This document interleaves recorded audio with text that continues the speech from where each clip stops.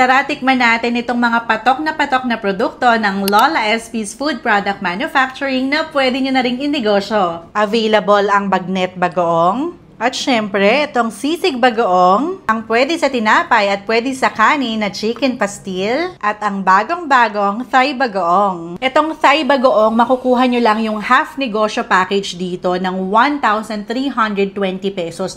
Pumapatak na 110 pesos lang per bote at kaya nyong maibenta ng 150 to 160 pesos. At dito naman sa bagnet at sisig bagoong, makukuha nyo lang ang half negosyo package ng 1,500 pesos. So per bote, 125 at kaya nyong maibenta ng 170, 180, meron pang 200. At isa sa pinagkakaguluhan ngayon online, itong chicken pastil. At kung makukuha nyo to sa ibang manufacturer ng 200 pesos, kay Lola SP, 135 pesos lang. Kaya may chance ka talagang kumita. Kaya kung naghahanap kayo ng patok na negosyo gamit ang maliit na puhunan lang, kahit nasa bahay lang kayo, pwede nyo tong simulan.